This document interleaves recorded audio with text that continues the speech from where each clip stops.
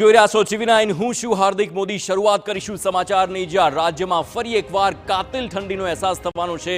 આગામી 24 કલાકની વાત કરીએ તો તાપમાનનો પારો ફરી ગગડશે। 2.5 ડિગ્રી સુધી આ તાપમાનનો પારો ગગડે તેવી શક્યતા છે। 1 થી 2 ડિગ્રી ઘટવાની પણ આગાહી કરવામાં આવી છે। તો ગત 24 કલાકમાં તાપમાનમાં 2.5 ડિગ્રીનો ઘટાડો નોંધાયો છે અને નલિયામાં સૌથી ઓછું 4.2 ડિગ્રી સેલ્સિયસ તાપમાન નોંધાયું છે। જ્યારે અમદાવાદમાં લઘુત્તમ તાપમાન 16.5 ડિગ્રી છે તો ગાંધીનગરમાં 16 ડિગ્રી સેલ્સિયસ તાપમાન નોંધાયું છે।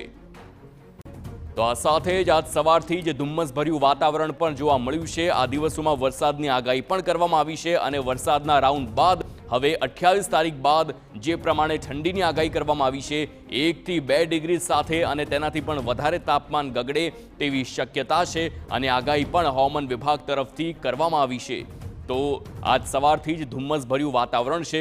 વહેલી સવારે મોટા શહેરોમાં અમદાવાદ સહિતના શહેરોમાં ધુમ્મસભર્યું વાતાવરણ જોવા મળ્યું છે।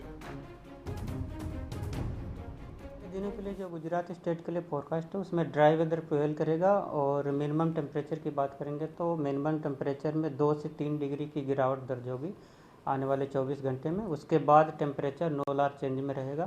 ड्राई वेदर प्रिवेल करेगा, बारिश की संभावना नहीं है।